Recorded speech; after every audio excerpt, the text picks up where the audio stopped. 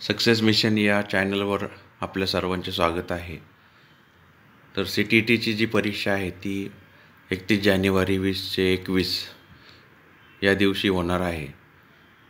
तर त्या परीक्षेच्या तयारीच्या दृष्टीने आपल्या चॅनलमार्फत अनेक व्हिडिओ बनवले जात आहेत. त्यामुळे या चॅनलला अजून सबस्क्राईब केलं नसेल तर नक्की करा. म्हणजे CTET संबंधित CTETच्या तयारी संदर्भित सर्व माहिती, सर्व व्हिडिओज तुम्हाला लगेच मिळत राहतील. आता आजच्या या व्हिडिओमध्ये आपण how to study CTET paper 1 and 2 mathematics, paper 1 आणि पेपर 2 CTETचा जो पेपर 1 आणि पेपर 2 आहे त्याचा गणिताचा अभ्यास कसा कराल.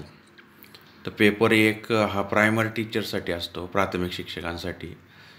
म्हणजे स्टँडर्ड 1 to 5 या वर्गांना शिकवण्यासाठी जे शिक्षक नेमले जातात त्यांना पेपर 1 पास होणे आवश्यक आहे. आणि या पेपर 1मध्ये गणिताचा भाग हा कंपल्सरी आहे. Mathematics part is compulsory for paper 1.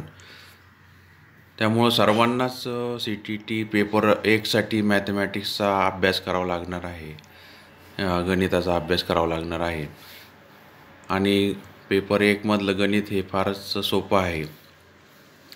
1ली ते 5वी 6वीपर्यंतचा अभ्यासक्रम याच्यामध्ये आहे.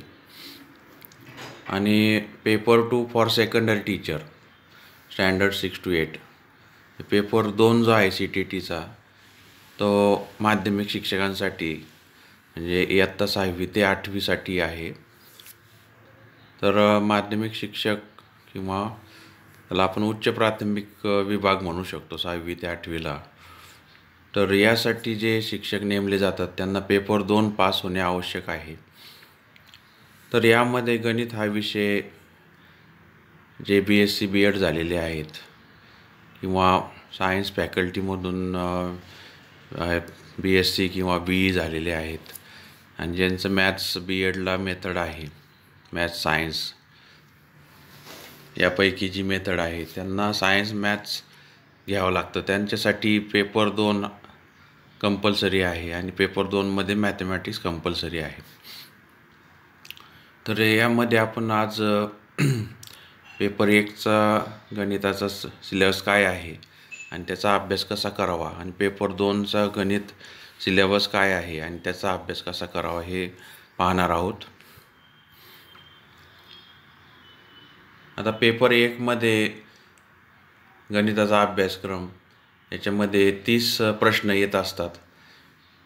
तर भाग 1 जो आहे CTETचा पेपर 1 याच्यामध्ये गणिताचा जो अभ्यासक्रम आहे तो सर्वांसाठी कंपल्सरी आहे. तर 30 प्रश्न याच्यावर येत असतात आणि 30 गुण यासाठी असतात. तर त्याच्यामध्ये विषय ज्ञान जे आहे किंवा आशय ज्ञान आपण म्हणतो त्याच्यावर 15 प्रश्न असतात आणि अध्यापन शास्त्राला 15 प्रश्न असतात. तर हे अनिवार्य आहे. तर याच्यामध्ये विषय ज्ञानाला जे 15 गुण आहेत त्याच्यासाठी सिलेबस काय आहे.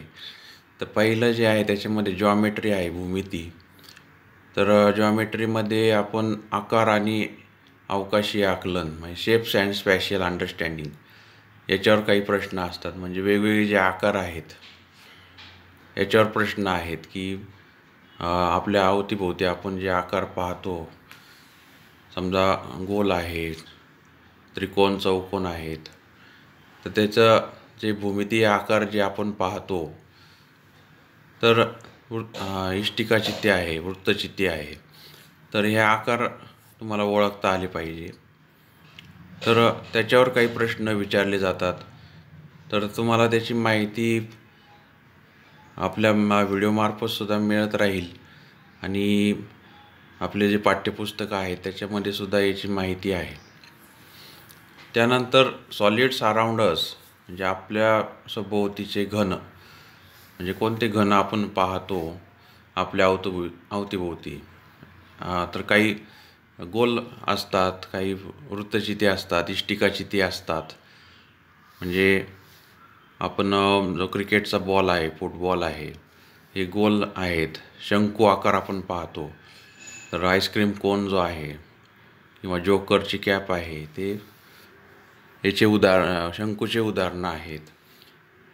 किंवा आपलं डस्टर जे आहे ते इष्टिकाचितीचं उदाहरण आहे, वृत्तचितीचं उदाहरण आहे. तर असं आपण अनेक आपल्या सभोवताली सॉलिड्स असतात, म्हणजे घन पदार्थ असतात. तर त्याच्यावर प्रश्न विचारले जातात. त्यानंतर नंबर्स जे आहे, संख्या 6 प्रकारच्या संख्या आहेत. तर त्याच्यावर सुद्धा आपला व्हिडिओ बनवलेला आहे की संख्या कोणत्या आहेत. तर 6 प्रकारच्या ज्या संख्या आहेत त्याच्यावर सुद्धा प्रश्न विचारले जातात. नैसर्गिक संख्या आहे, त्यानंतर पूर्ण संख्या आहे, पूर्णांक संख्या आहेत, त्यानंतर परिमेय संख्या, अपरिमेय संख्या आणि वास्तव संख्या, असे 6 प्रकार जे आहेत त्याच्यावर काही प्रश्न विचारले जातात. ॲडिशन अँड सबट्रॅक्शन, बेरीज आणि वजाबाकी, याच्यावर सोपे सोपे उदाहरणं असतात. मल्टिप्लिकेशन, डिव्हिजन, गुणाकार, भागाकार. तर गुणाकार, भागाकार आणि बेरीज, वजाबाकी हे 4 जे आहे हे ऑपरेशन्स आहेत गणितामधले. तर याच्यावर प्रश्न विचारले जातात. आणि कंस कसे सोडवायचे, कंस सोडवताना कोणत्या क्रमाने कंस सोडवायचे, याच्यावर प्रश्न विचारले जातात. त्यानंतर मेजरमेंट म्हणजे मापन. आता वेगवेगळ्या गोष्टीचं मापन कसं करायचं, म्हणजे लांबी मोजायची असेल तर सेंटीमीटर, मीटरमध्ये मोजायची. त्यानंतर जर द्रव पदार्थ असेल तर लिटर, मिलीलिटरमध्ये मोजायचं. तर असं जे आहे ते आपण त्या मेजरमेंटमध्ये त्याचा मापनमध्ये आपण अभ्यास करायचा असतो. त्यानंतर वेट म्हणजे वजन. वजनाचं माप कसं करायचं, म्हणजे किलोग्रॅम, ग्रॅम, त्याचं रूपांतर कसं करायचं, किलोग्रॅमचं ग्रॅममध्ये, ग्रॅमचं किलोग्रॅममध्ये, आणि त्याच्यावरची उदाहरणं विचारली जातात. टाईम म्हणजे वेळ. वेळेवरचे काही उदाहरणं असतात, म्हणजे इतक्या वाजून इतक्या मिनिटांनी एखादी ट्रेन सुटली आणि इतक्या वाजता पोहोचली, तर किती वेळ लागला ट्रेनला पोचायला. तर अशा प्रकारची उदाहरणं असतात. व्हॉल्यूम म्हणजे घनफळ. आता घनफळावर उदाहरणं असतात. घनफळाचे सर्व सूत्र तुम्ही त्याची लिस्ट बनवली पाहिजे आणि ते सूत्र लक्षात ठेवले पाहिजे. आता वृत्तचितीचे घनफळ आहे, इष्टिकाचितीचे घनफळ आहे, नंतर गोलाचं घनफळ आहे, शंकूचं घनफळ आहे, हे क्युबॉइड, नंतर कोन, स्पियर, यांचे व्हॉल्यूमचे तुम्ही सूत्र लिहून ठेवले पाहिजे. डाटा हँडलिंग म्हणजे डेटा हाताळणी, म्हणजे माहितीची हाताळणी, म्हणजे याच्यामध्ये ग्राफ वगैरे किंवा बार डायग्रॅम, बार ग्राफ असे प्रश्न विचारले जातात. किंवा पाय डायग्रॅम आहे, पाय चार्ट आहे. तर याच्यावरची उदाहरणं तुम्हाला विचारले जातात. म्हणजे तुम्हाला तो बार ग्राफ वाचून ते तुम्हाला प्रश्न विचारतात. त्यानंतर पॅटर्न म्हणजे रचना आहे. तर वेगवेगळ्या रचना ते दाखवून त्याची रचना कशी आहे त्याच्यावर प्रश्न विचारले जातात. त्यानंतर पैशावर आधारित, मनीवर आधारित काही प्रश्न विचारले जातात. म्हणजे पैसे याचं मार्केटमध्ये जाऊन एवढ्या वस्तू विकत घेतल्या, एवढं त्याचं बिल झालं, आणि एवढे जर ठराविक रक्कम दिल्यावर परत किती पैसे मिळतील, याच्यावर काही उदाहरणं विचारली जातात. त्यानंतर पेडागॉगिकल इश्यूज म्हणजे अध्यापनशास्त्रीय मुद्दे. म्हणजे गणिताचं जे अध्यापनशास्त्र आहे त्याच्यावर काही प्रश्न विचारले जातात. तर 15 प्रश्न याच्यावर विचारले जातात आणि 15 गुण यासाठी आहेत. याच्यामध्ये nature of mathematics, logical thinking, understanding children's thinking and reasoning pattern and strategies of making meaning and learning. गणित तार्किक विचारांचे स्वरूप, मुलांचे विचार आणि युक्तिवादाचे नमुने आणि अर्थ, आणि शिक्षण घेण्याची रणनीती समजून घेणे. म्हणजे गणित विषयाचं स्वरूप काय आहे. गणितालाच तार्किक विचाराचा सुद्धा विषय असं म्हटलं जातं. नंतर मुलं विचार कसे करतात, युक्तिवाद कसे करतात आणि विद्यार्थ्यांचे शिक्षण घेण्याची रणनीती कशी असते, तर हे शिक्षकाला माहीत असणं आवश्यक आहे. तर त्यावर काही प्रश्न विचारले जातात. तर place of mathematics in curriculum म्हणजे अभ्यासक्रमात गणिताचे स्थान काय आहे, म्हणजे गणिताला किती महत्त्व दिलेलं आहे प्राथमिक स्तरावर, त्यासाठी किती तासिका राखून ठेवलेल्या आहेत आठवड्यामध्ये, आणि गणिताचं काय त्याच्यामध्ये महत्त्व आहे, तर त्याच्यावर काही प्रश्न विचारले जातात. त्यानंतर लँग्वेज ऑफ मॅथमॅटिक्स गणिताची भाषा, गणिताची भाषा कशी आहे, तर गणित हे पूर्ण जगात सारखं आहे, म्हणजे गणिताची भाषा कुठंच बदलत नाही. पूर्ण जगात कुठेही गेलं तरी तिथं लांबी मीटरमध्येच मोजणार. तर त्यावर आधारित काही प्रश्न असतात. त्यानंतर कम्युनिटी मॅथमॅटिक्स म्हणजे समुदाय गणित, म्हणजे आपल्या समुदायामध्ये गणिताचा कसा वापर होतो, तर त्याचा काही उदाहरणं तिथं विचारली जातात किंवा त्यावर आधारित प्रश्न इथं विचारले जातात. Evaluation through formal and informal methods औपचारिक आणि अनौपचारिक पद्धतीद्वारे मूल्यमापन. तर औपचारिक मूल्यमापन कोणतं आहे, अनौपचारिक कोणतं आहे, तर त्याच्यावर काही प्रश्न असतात. मूल्यमापन म्हणजे काय, आणि औपचारिक मूल्यमापन म्हणजे आता आपण लेखी परीक्षा घेतो, तोंडी परीक्षा, प्रात्यक्षिक परीक्षा, ते औपचारिक आहे. अनौपचारिक पद्धतीद्वारे मूल्यमापन म्हणजे शिक्षक विद्यार्थ्याचं निरीक्षण करत असेल तर ते अनौपचारिक झालं. नंतर प्रॉब्लेम्स ऑफ टीचिंग म्हणजे अध्यापन समस्या, म्हणजे गणित शिकवताना कोणत्या समस्या अध्यापकाला येत असतात, शिक्षकाला कोणत्या समस्या येतात आणि त्याच्यावर काय उपाययोजना करता येतील.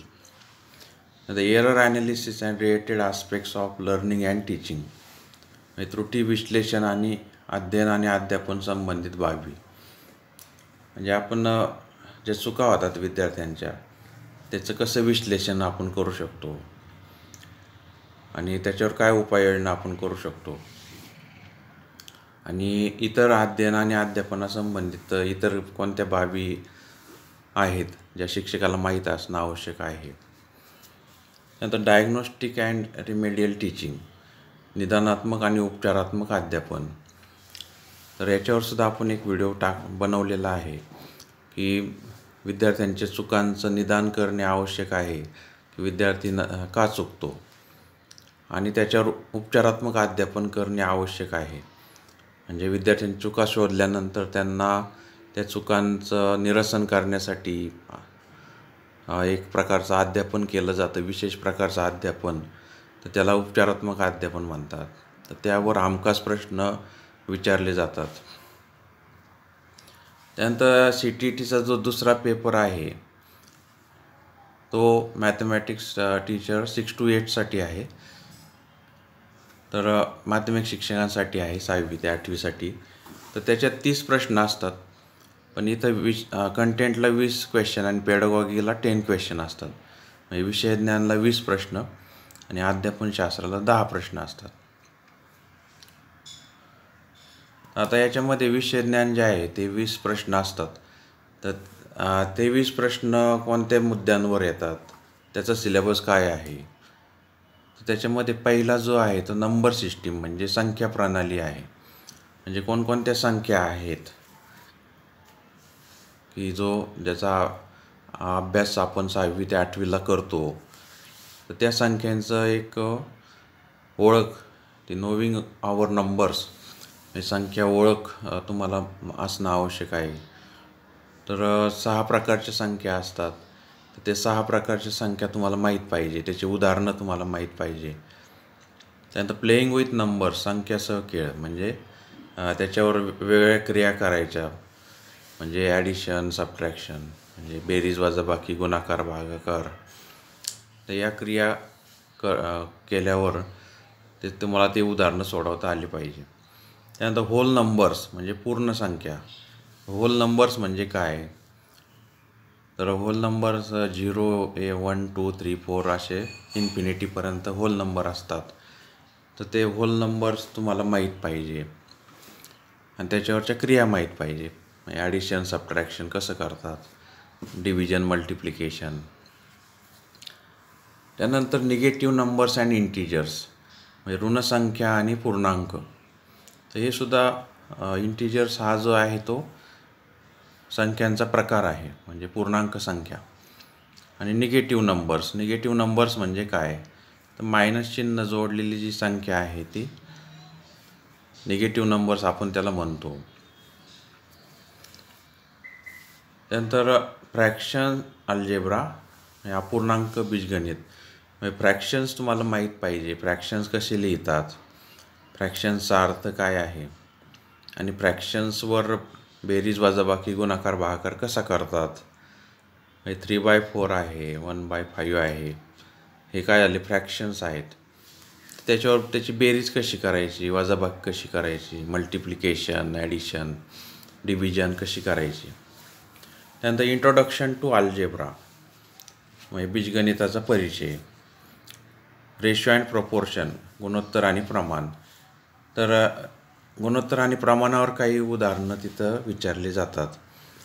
तर ते रेशो आणि प्रपोर्शनचे उदाहरणं कसे सोडवायचे हे तुम्हाला माहीत असणं आवश्यक आहे. आपल्या चॅनलमार्फत याच्यावर सर्व हे जे मुद्दे आहेत, हे जे सिलेबस आहे त्याच्यावर व्हिडिओ आपण टाकणार आहोत. म्हणजे जसे परीक्षा आता जवळ येत आहे तसे जास्त व्हिडिओ टाकले जातील. त्यानंतर जॉमेट्री जे आहे, भूमिती, याच्यामध्ये बेसिक जॉमेट्रिकल आयडियाज, मूलभूत भूमितीय कल्पना. म्हणजे जे बेसिक भूमिती आहे, म्हणजे पॉईंट असेल, लाईन असेल, लाईन सेगमेंट असेल, म्हणजे बिंदू असेल, नंतर रेषाखंड असेल, रेषा असेल, नंतर रे असेल, किरण असेल. तर ते असे जे बेसिक जॉमेट्रिकल आयडियाज जे आहेत. त्यानंतर understanding elementary shapes 2D and 3D म्हणजे प्राथमिक आकार 2D अँड 3D समजून घेणे. तर म्हणजे जे बेसिक आकार आहेत, प्राथमिक आकार आहेत, तर त्याच्यामध्ये 2D म्हणजे या प्रतलीय आकृत्या ज्या आहेत, म्हणजे वर्तुळ आहे, चौकोन आहे, त्रिकोण आहेत. तर ह्या प्रतलीय आकृत्या आहेत. आणि 3D म्हणजे जे तुम्ही शंकू म्हणू शकाल, तर गोल आहे, स्पियर आहे, नंतर इष्टिकाचिती, वृत्तचिती, हे 3D आकार आहेत. 3D म्हणजेच आपण सर्व बाजूने ते पाहू शकतो. आणि 2D म्हणजे प्रतलीय आहेत. सिमेट्री, रिफ्लेक्शन म्हणजे सममिती, प्रतिबिंब. म्हणजे आपण एक जर झाडाचं पान घेतलं आणि ते दुमडलं मधोमध, तर त्याचे 2 सारखे भाग होतात, तर त्याला सममिती म्हणतात. किंवा आपण आरशात आपलं प्रतिबिंब पाहतो, ते सुद्धा आपलं सिमेट्री आहे. त्यानंतर construction, using straight edge scale, protractor, compass. म्हणजे संरचना कशी केली जाते, वेगवेगळ्या आकृत्यांची संरचना कशी केली जाते, त्याचे नियम तुम्हाला माहीत पाहिजे. त्यानंतर मेन्शुरेशन म्हणजे महत्त्वमापन. महत्त्वमापनामध्ये आपण area and volume and surface area हे शिकत असतो. म्हणजे क्षेत्रफळ, घनफळ आणि पृष्ठफळ हे प्रत्येक आकृत्यांचं, प्रत्येक घन वस्तूंचं तुम्हाला माहीत पाहिजे. तर त्याचे फॉर्म्युल्याची लिस्ट बनवणे आवश्यक आहे. आपल्या चॅनलमार्फतसुद्धा आपण त्याची एक लिस्ट बनवूया आणि त्याच्यावर सुद्धा एक व्हिडिओ बनवला जाईल.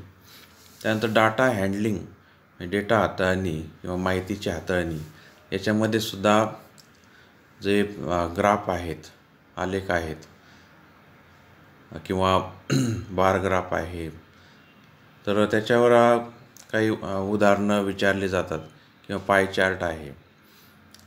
तर याच्यावरचे उदाहरणंसुद्धा विचारली जातात आणि त्याच्यावर आधारित प्रश्न विचारले जातात. तुम्हाला तो आलेख काढून त्याच्यावर काही प्रश्न विचारले जातात.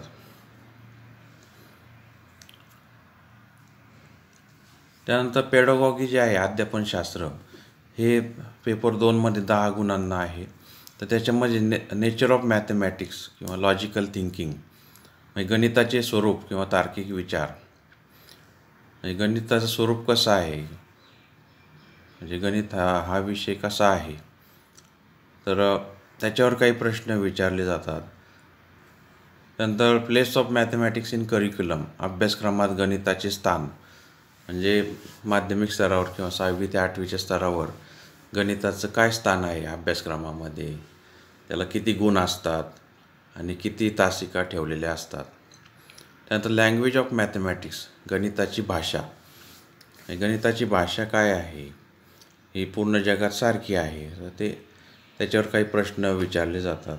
कम्युनिटी मॅथमॅटिक्स, समुदाय गणित. म्हणजे समुदायामध्ये काय गणिताचं काय स्थान आहे, कुठं ते वापरलं जातं.